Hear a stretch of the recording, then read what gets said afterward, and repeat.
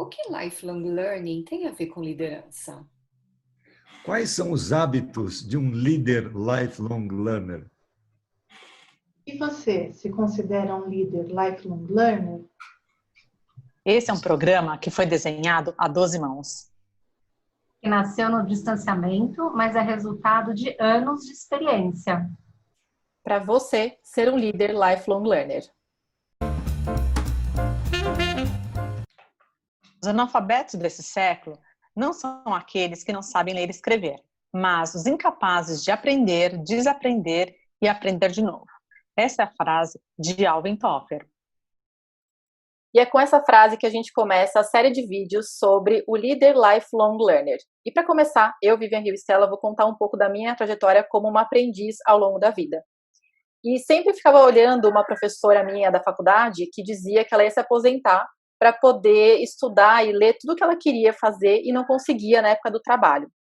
Agora, ela se aposentou e a gente a via circulando pelos corredores da universidade, continuou dando suas aulas, continuou estudando também, e ela é uma inspiração para mim, sempre foi, e acho que eu me vejo muito nesse papel, de estar sempre em busca de conhecimento, busca de compartilhamento de ideias, que esse é um grande ponto aí de quem é um lifelong learner, é compartilhar, é construir aprendizagem, transformar a sua ação por meio daquilo que aprende. Então, eu queria ouvir de vocês como é que vocês se colocam como esse lifelong learner, como é que vocês também encaram essa aprendizagem ao longo da vida. Eu queria dar a palavra, então, para a Eliana, para ela contar um pouquinho para a gente como é isso para você. Bom, lifelong learning para mim, acho que eu sou desde pequenininha, que eu adorava aprender coisas e ensinar para os outros desde sempre, né? Acho que é por isso que a minha paixão maior na vida é ensinar, é trabalhar com o processo de ensino-aprendizagem. E aí depois acabei me formando psicóloga. Mas até da minha própria carreira, se eu for, né, analisando aqui você falava, tudo que eu fiz, você fala assim, nossa, você é louca, você vai fazer isso? Às vezes é umas coisas muito fora da caixinha que não tem a ver comigo, mas eu aprendo num tanto. Então isso tudo é que me faz ser quem eu sou hoje, e ter todo o know-how que eu tenho hoje para trabalhar em vários nichos diferentes, mas porque eu venho aprendendo com várias pessoas diferentes, inclusive com os meus filhos, por exemplo, bastante. E você, Lu? Lu Nadine? Como é que você é uma lifelong learner? A gente se descobre uma lifelong learning, né, pela vida toda, né? E eu acho que essa curiosidade, essa vontade de ir atrás de um assunto, querer saber mais, é o que torna a gente um lifelong learner. E não só atrás de uma cadeira acadêmica, né? Mas acho que muito nas relações pessoais, o quanto a gente aprende com o outro e troca com o outro.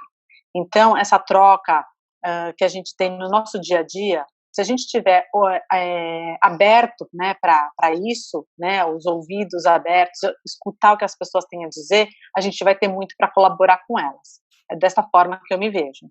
E você, Paty, como você se vê? Eu acho que eu descobri que eu já era uma lifelong learner antes de conhecer esse conceito de lifelong learner. Eu venho de uma casa de professores, né, e que estimulavam não só o conhecimento intelectual, mas conhecimento artístico também. Eu tinha professora de piano, minha mãe era uma professora de piano, e professora de estatística, e professora de matemática. Então, eu acho que a ideia também do aprendizado contínuo para a vida, para mim, passa por integrar também o que é aprendizado intelectual com o aprendizado aquele que mexe com o sentimento, com as sensações, com a criatividade, e aquele que coloca na prática, né? E depois que eu escutei Lifelong Learner pela primeira vez, eu falei, puxa, acho que a vida inteira eu fui e eu não sabia, né? E isso é muito legal. E escutando você, Eli, né, eu lembrei daquela frase do Paulo Freire, que é quem ensina, aprende ao ensinar, né? E quem aprende, ensina ao aprender. Que eu acho maravilhosa e queria deixar, então, para a Lu Correia, né, esse convite de você contar para a gente, Lu. Eu acho que a minha trajetória como um lifelong learner, assim, desde cedo também. Eu sempre, a escola, a ida à escola, os livros, um cheirinho de livro novo sempre me fascinou. Não só pela relação física com ele, mas também pela possibilidade de daí poder conhecer o mundo. Né? Eu sempre fui muito incentivada, assim como você, apesar da minha mãe não ser professora, mas ela sempre foi uma pessoa que muito me incentivou, principalmente à leitura, ao conhecimento, à troca com as pessoas. Então, eu acho que juntando isso com a escola, acabou criando em mim essa vontade de conhecer e de aprimorar meus conhecimentos sempre. E mais recentemente, eu acho que eu posso te dizer que, conhecendo o conceito de lifelong learning e também pensando, né, no meu momento pessoal, eu passei por uma transição de carreira muito grande em 2013, quando eu deixei a vida corporativa para entrar na vida acadêmica, e eu acho que isso foi um momento meu próprio de reinvenção. E que é o interessante é justamente isso, né? Você ser um aprendiz ao longo da vida é realmente estar aberto para reinvenção constante. É isso que eu penso e é assim que eu tenho procurado agir ultimamente, né? Então, é isso. Eurico, e você? Como é que você se tornou um lifelong learner? Eu acho que a gente aprende a todo instante, na verdade, né? E como eu peguei o final dessa rodada aqui, já posso até dizer que eu sou uma pessoa diferente, né? Do momento em que começou, a Vivian começou a falar e agora, né? E falando. Então, eu já acho que eu me transformei porque eu aprendi, né? Foram 5 falas diferentes aí de 5 pessoas diferentes. Então, eu já sou uma outra pessoa. Eu aprendi, né? E eu acho que lifelong learning é isso, né? Como vou dizer, eu estava ouvindo ali a Patrícia falar e para mim é como um alimento, né? Eu me nutro de novos conhecimentos, de novas informações a cada dia. E voltando um pouquinho para o meu passado, tem 2 coisas que eu acho que eu queria compartilhar com vocês, que eu acho que vem um pouco do DNA, assim, né? Da gente vai se nutrindo mesmo. O meu tio me chamava de rei dos começos, sem S mesmo. E é muito engraçado, porque eu começava tudo, né? Eu começava a fazer judô, depois eu mudava para natação, aí depois não sei o quê, aí depois eu queria ser astronauta, depois eu mudei para tenista, enfim, né? E eu acho que isso é um pouco daquele ímpeto, né, do aprendizado constante. Então, eu não joguei nada disso no lixo, né? Eu sei nadar, eu sei jogar tênis, eu estudei um pouco sobre as estrelas e tudo mais. E eu acho que um outro fator interessante também é que, como eu gosto de ler muito e de grifar muito os trechos dos livros, isso era um outro fenômeno, né, que mostrava essa necessidade de alimento, né? Então, cada pedacinho que eu grifava de um texto era um aprendizado que eu guardava ali para mim. Então, eu acho que é isso, né? O lifelong learning é como se fosse comida, né? E a gente vai se alimentando só de um pouquinho todo dia para a gente não cair morto aí no chão, né? E então assim eu encerro aí minha fala e devolvo a bola para a mentora aí do lifelong learning, que é a Vivian. E sabe que eu estava ouvindo vocês falarem justamente isso, né, Ari? Como a gente aprende ouvindo, trocando, e como a gente se reconhece no outro, e como parece que não tem uma data, né? Quando é que você se tornou um lifelong learner? Não existe isso. A gente é aprendiz o tempo todo, a gente de diferentes maneiras foi incentivado a aprender constantemente.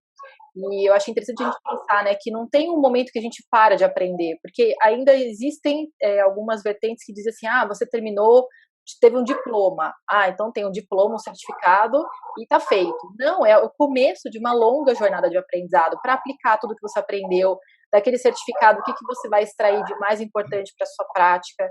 Então, é realmente traduzir tanta expertise e repertório, seja dos esportes, seja de outros lugares que a gente tem, né, de circulação para aprender, e aí, de fato, transformar isso na prática. E nessa série, acho que o ponto importante para a gente levar para as pessoas que estão nos assistindo é justamente como é que esse lifelong learning ele pode ajudar na liderança, no exercício da liderança.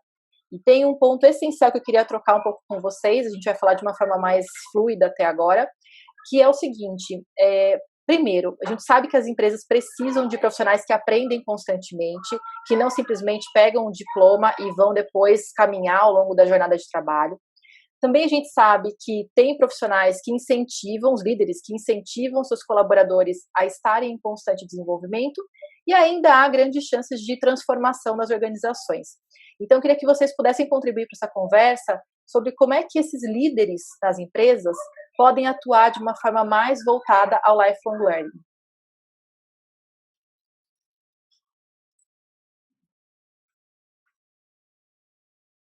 Acho que o incentivo de um líder com a sua equipe é um ponto inicial para que essa jornada aconteça, né? Se o líder ele não der o exemplo, se ele não for uma pessoa que se está interagindo com a equipe, trocando com a equipe, né? Não só passando, mas também trocando com a equipe, isso não flui, né? Ele tem que ser um exemplo. Então não adianta ele dizer para as pessoas que elas precisam ir atrás de algum assunto diferenciado se ele também não se demonstra aberto, pronto para buscar também.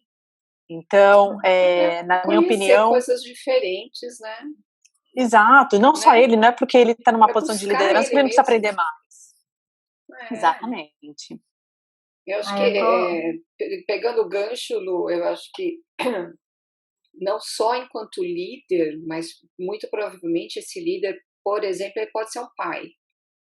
Então, assim, como a Paty falou, do ser integral. Então, você não vai ser um líder e tudo que você vai aprender, tudo que você vai fazer de cursos para liderança, é só isso que vai ser aproveitado para a sua atuação enquanto líder. Muito pelo contrário. Por exemplo, se você for um pai e souber muito bem encaminhar, ou souber ter umas boas relações, por exemplo, com seus filhos. Mas eu não sei fazer isso, então procura saber como que faz. Isso que você está aprendendo e fazendo com seus filhos na sua casa, você vai levar para a sua equipe, para o seu time. Então, acho que Lifelong Learning tem essa integração não é? Assim, essa integralidade, né? Que eu não vou só para um caminho. Tem outros caminhos que me constituem. E aí? E não tem a ver justamente com isso, né? Só atividade profissional. Tem a ver com esse ser integral mesmo. Não tem essa separação. Isso. Não faz sentido a separação se for pensar em aprendizado ao longo da vida, né? Não. Sabe uma coisa que eu pensei agora também?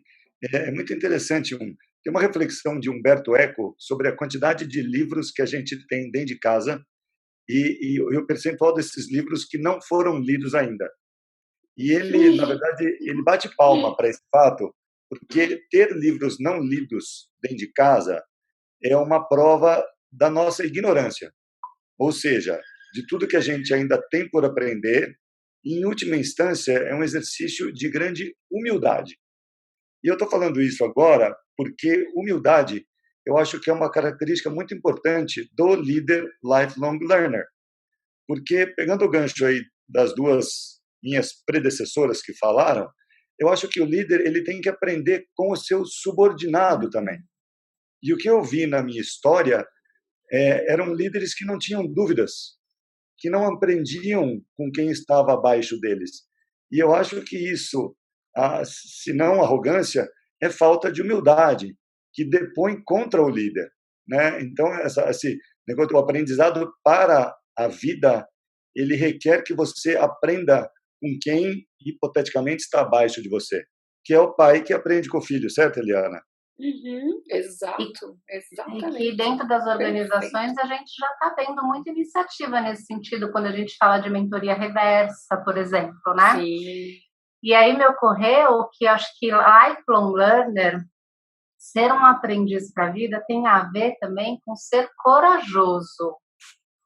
Porque o aprendizado está na experimentação, onde você cria, a partir da experimentação, novos repertórios, né, que vão romper com padrões que você já tinha, com crenças, com história, com ideias, né, hipóteses que você já tinha, né, com outras ideologias, enfim, vão romper com o que você já tinha de repertório.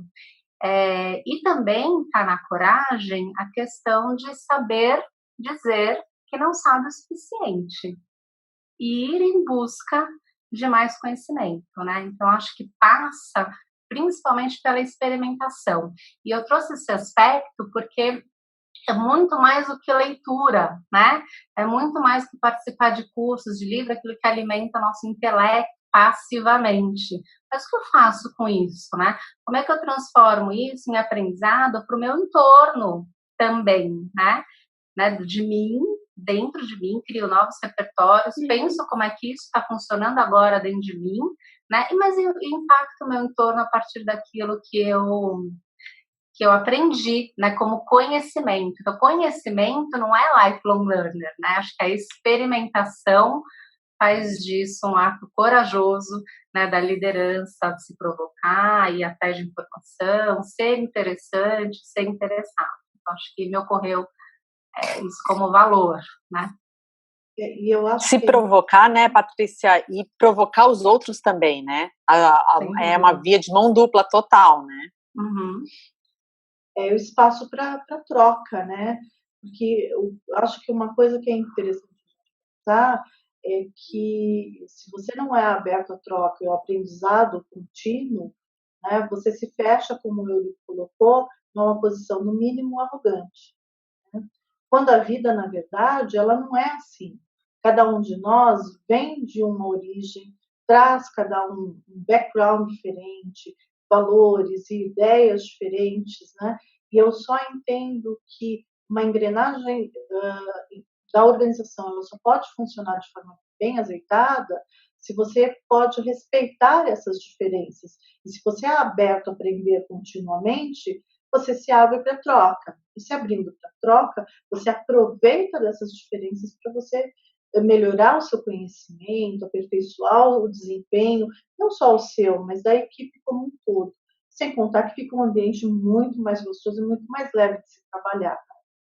Uhum.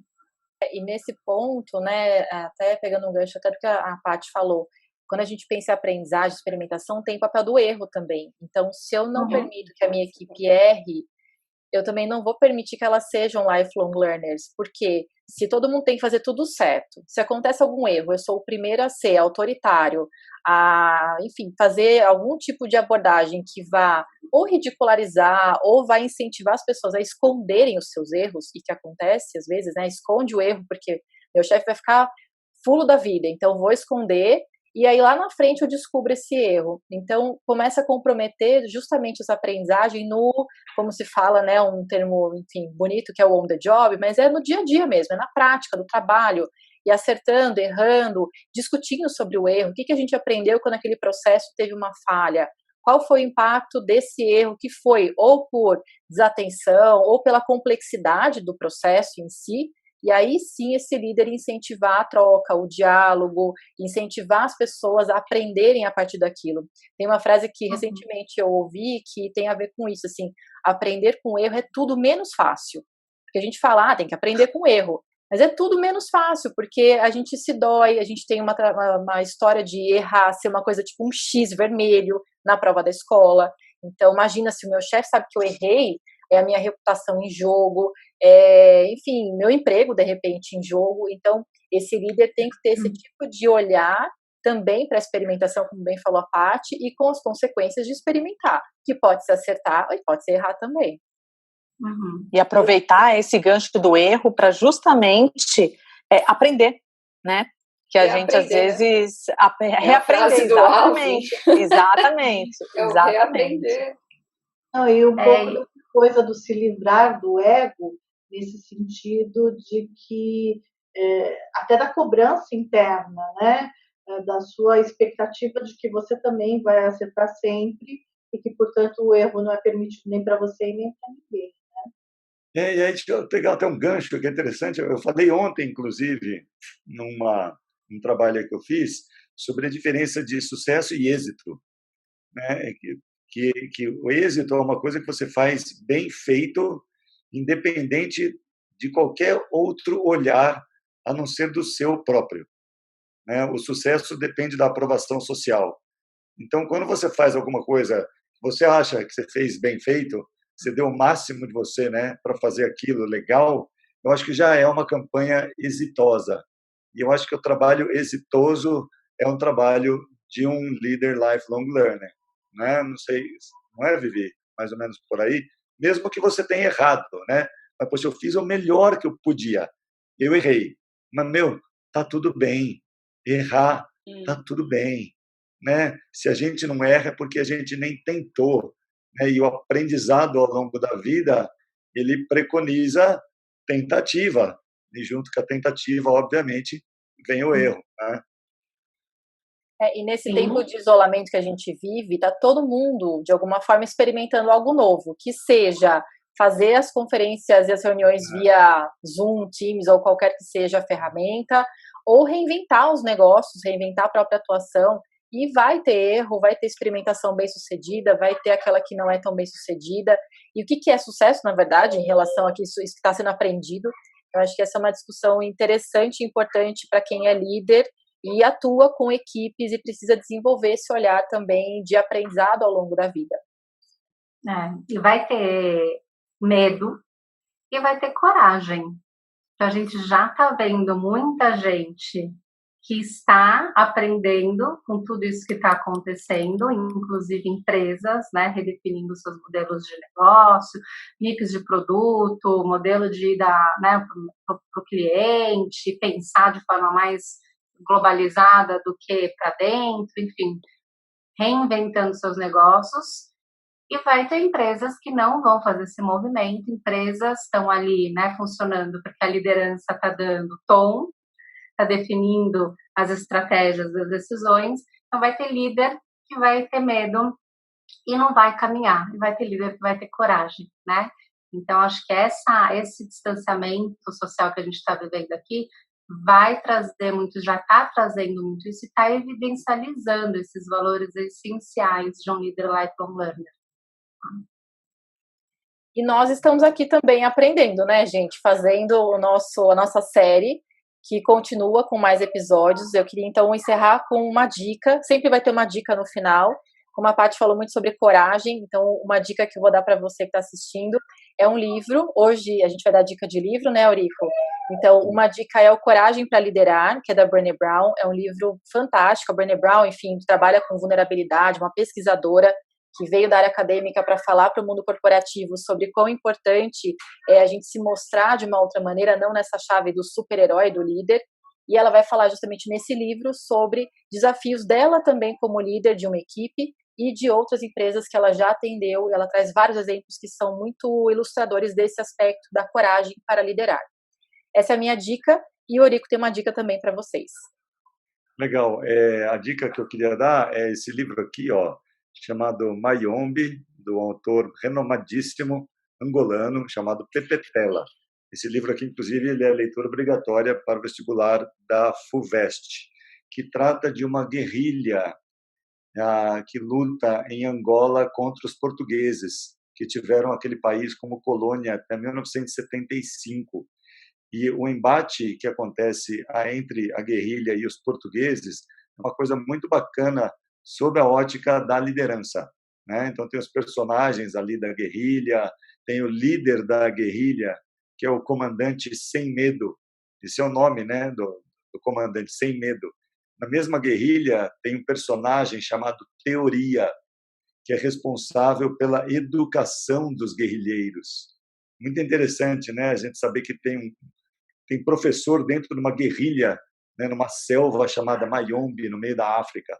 Então é um livro bárbaro, né, que tem todos os ingredientes de uma boa liderança e de uma boa condução de um grupo que aprende o tempo todo. Então tá aí, mais uma vez aí a capa do livro para vocês. Super sugiro, uma aula de liderança. Maravilhoso. E com essas duas dicas, então, a gente encerra esse primeiro episódio de uma série que tem mais episódios para falar sobre esse líder lifelong learner. Hoje o nosso foco foi falar um pouquinho de cada um de nós, como é que a gente se coloca como líder lifelong learner, como é que esse líder atua nas organizações. E a gente volta, então, no próximo episódio para falar ainda mais sobre esse tema tão importante nos tempos de hoje.